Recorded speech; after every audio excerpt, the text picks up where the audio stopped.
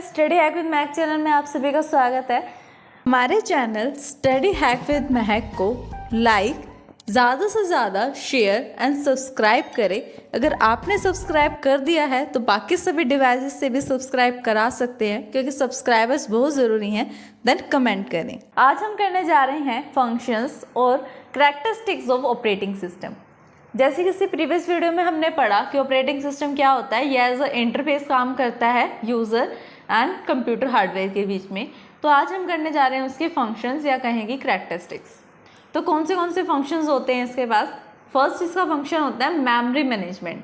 Memory को manage करने का काम किसका होता है? ऑपरेटिंग सिस्टम का।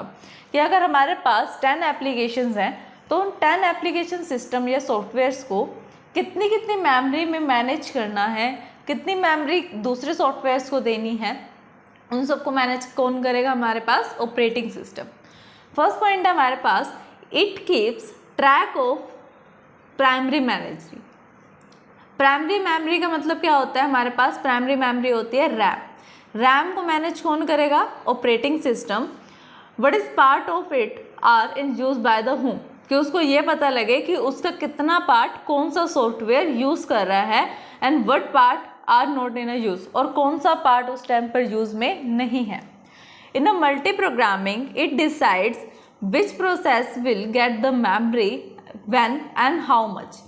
कि जब हम मल्टी प्रोग्रामिंग कर रहे हैं, एक टाइम पे अगर मान लो हम 4 टास्क कर रहे हैं, पेंटिंग भी कर रहे हैं, म्यूज़िक भी चल रहा है, म्यूज़िक के साथ साथ आप MS वर्ड भी ओपन कर रखा है और नेट भी चल रहा है, तो ये क्या हुआ? मल्टीटास्किंग हुआ कि एक टाइम पर हम क्या कर रहे हैं? रैम से बहुत सारा काम करा रहे हैं।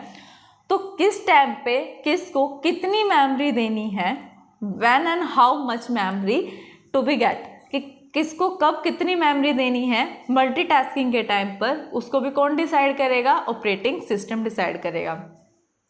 Allocate the memory when the process और the program it is request to do so. कि ये तो वो मल्टीटास्किंग, मल्टी प्रोग्रामिंग का काम जब काम चल रहा है मल्टी टाइम में, लेकिन जब काम को चलते चलते मल्टी प्रोग्रामिंग तो हो रही है, अगर मैं कहूँ कि एक एप्लीकेशन मेरे को और रन करनी है, 4 पहले से चल रही हैं, एक और रन करनी है, मतलब 5 एप्लीकेशंस हो जाएंगी। तो उस एप्लीकेशन को रन करने से पहले उसको क्या करना पड़ेगा? रिक्वेस्ट भेजनी पड़ेगी CPU के पास, और इन सब को मैनेज भी वो कौन करेगा? ऑपरेटिंग सिस्टम करेगा, कि क्या उसकी रिक्वेस्ट को ग्रांट करना है या उसको रिजेक्ट करना है। डीएलोकेट करने का काम भी किसका होता है? मेमोरी को। डीएलोकेशन का मतलब होता है कि मल्टीटास्किंग चल रही है, 4 प्रोग्राम चल रहे हैं, अगर उसमें से एक प्रोग्राम का काम क्या हो गया? फिनिश हो गया, तो उसको बंद भी करना पड़ेगा। बंद करेंगे तो वो क्या होगा? मेमोरी से डिस्कनेक्ट हो जाएगा। डीएलोकेट करने का काम किसका होगा फिर? मेमोरी से उसको ऑपरेटिंग सिस्टम का। नेक्स्ट पॉइंट है हमारे पास प्रोसेसर मैनेजमेंट। प्रोसेसर क्या होता है? सीपीयू को मैनेज करना, वो भी क्या? एक फंक्शन है ऑपरेटिंग सिस्टम का।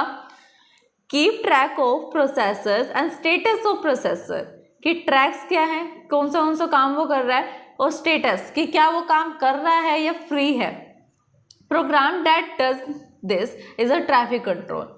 जो ये काम होता है, ये उस प्रोग्राम का नेम क्या है जो इस काम को रन करेगा? वो है ट्रैफिक कंट्रोलर। ट्रैफिक कंट्रोलर का काम क्या है? यहाँ पर स्टेटस को चेक करना प्रोसेसर के। In a multi programming it decide which process get the processor when how much time. ये भी क्या करेगा? डिसाइड करेगा कि प्रोसेसर को कब और कितना टाइम देना है किस पर्टिकुलर एप्लीकेशन को प्रोसेस करने के लिए। इस फंक्शन को हम क्या कहेंगे? This function is called as the process scheduling. मतलब प्रोसेस को शेड्यूल कर दिया कि इतने से इतने टाइम तक का प्रोसेस कौन सी एप्लीकेशन को मिलेगा, नेक्स्ट टाइम का प्रोसेस किस एप्लीकेशन को मिलेगा, वो क्या होगा? प्रोसेस शेड्यूल हो गया। एलोकेट द प्रोसेसर, देखो यहाँ पे उसने लिख भी दिया कि प्रोसेसर से वो क्या कह रहा है? CPU कह रहा है कि CPU कब किसको एलोकेट करेगा प्रोसेस, वो भी काम किसका होगा? ऑपरेटिंग सिस्टम का। फिर डीएलोकेशन का काम भी किसका है? प्रोसेसर से डीएलोकेट करने का काम CPU का।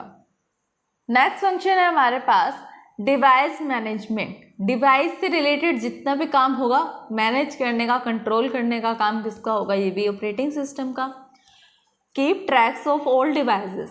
पेरिफेरल डिवाइसेस मतलब इनपुट आउटपुट डिवाइसेस जो होते हैं, उनको कंट्रोल करने का काम भी किसका होता है, आईओ कंट्रोलर का। जो काम उन सब काम को कंट्रोल करेगा, जो इनपुट आउटपुट डिवाइस कर रहे हैं उसको कंट्रोल करने का काम किसका है, आईओ कंट्रोलर का। Decide which process get the device when and how much time, मतलब ये चेक करना कि कौन सी डिवाइस को कब और कितना एक्सेस देना है, वो काम भी किसका होगा यहाँ पर, ऑपरेटिंग सिस्टम का।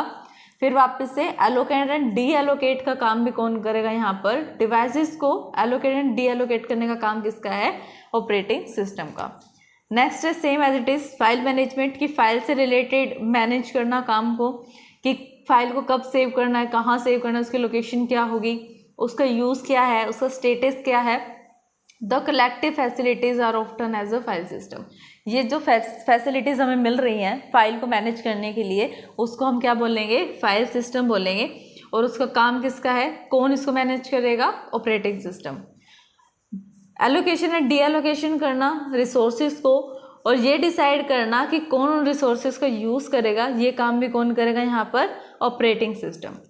नेक्स्ट है हमारे पास सिक्योरिटी, सिक्योरिटी प्रोवाइड करना by means of password and similar for the techniques preventing the unauthorized access to the program and data, कि हमें एक्सेस करना अनऑथराइज पर्सन से। अनऑथराइज का मतलब क्या होता है, जिसको अथॉरिटी ना हो कि वो उस डेटा को एक्सेस करे, वो भी अगर उसे एक्सेस करना चाहता है तो हम क्या कर सकते हैं, उस पर पासवर्ड लगा सकते हैं ताकि जो अनऑथराइज पर्सन है वो उसको एक्सेस ना कर पाए। इसके लिए हम क्या करेंगे, पासवर्ड और मैनी टेक्निक्स का यूज़ करेंगे। ये पासवर्ड और जो टेक्निक्स है ये हमें कौन प्रोवाइड करेगा, ऑपरेटिंग सिस्टम। नेक्स्ट है हमारे पास control over system performance, system की परफॉर्मेंस पे कंट्रोल रखना। Recording delays between the request for the service and response, कि कौन सी सर्विस किसको दी जा रही है और उसका क्या रिस्पॉन्स आ रहा है सिस्टम की तरफ से, ये भी कौन मैनेज करेगा, ऑपरेटिंग सिस्टम। नेक्स्ट वर्क है हमारे पास जॉब अकाउंटिंग। जॉब अकाउंटिंग में क्या होता है, keeping track of time and resources use by the various job and user, कि अलग अलग यूजर, जैसे मल्टी यूजर का कॉन्सेप्ट होता है वो भी कौन प्रोवाइड करेगा, ऑपरेटिंग सिस्टम भी प्रोवाइड करेगा। ऑपरेटिंग सिस्टम क्या होता है, मेन पॉइंट होता है उसके अंदर कि एज अ हर्ट काम करेगा वो उसके लिए, कि अगर वो नहीं है ऑपरेटिंग सिस्टम तो इतना सब कुछ मैनेज करने का काम क्या होगा, नहीं हो पाएगा। तो इसलिए इंपॉर्टेंट पार्ट क्या होता है हमारे पास सिस्टम में, ऑपरेटिंग सिस्टम। नेक्स्ट है इंटरेक्शन विद द ऑपरेटर्स, जो भी ऑपरेटर्स है उनके साथ इंटरेक्ट करना। The interactions take place by the console of the computer in the form of instruction, instructions की फॉर्म में जो हमारे पास कंसोल सिस्टम्स हैं उनके साथ इंटरेक्ट करने का काम किसका है, ऑपरेटिंग सिस्टम का। From the operators acknowledgement the same action thereon as well as the informing the operation by means of the display screen, कि डिस्प्ले क्या करवाना है स्क्रीन पर, इनपुट क्या करवाना है, वो सारा काम भी इसी के अंडर में आता है। नेक्स्ट है error detection aids. Error detection जैसे कि हम अगर कुछ भी डाउनलोड करते हैं इंटरनेट वगैरह से तो उसके अंदर क्या होता है, एरर आने के चांसेस होते हैं कि कुछ ना कुछ एरर हमारे पास आ सकता है। Production of the dumps traces error messages and other debugging system जो होते हैं एरर डिटेक्टिंग एड्स के कंट्रोल में होते हैं। नेक्स्ट है हमारे पास coordination between the software and the user, software और यूज़र के बीच में कोऑर्डिनेशन का काम कौन करेगा, ऑपरेटिंग सिस्टम। ये तो हम शुरू से पढ़ते आ रहे हैं कि एज ए इंटरफेस काम करता है यूज़र और हार्डवेयर के बीच में operating system. Coordination and assignment of the compiler, interpreter, assemblers and other system software, various user of the computer system, ये सब भी क्या है कि एज अ यूज़र काम करते हैं ऑपरेटिंग सिस्टम में। तो ये थे हमारे functions of the operating system, या कहेंगे कैरेक्टरिस्टिक्स ऑफ ऑपरेटिंग सिस्टम्स। अगर आपको इस वीडियो को समझने में कोई भी परेशानी आ रही है तो आप हमें कमेंट कर सकते हैं कमेंट बॉक्स में। Thanks for watching my video.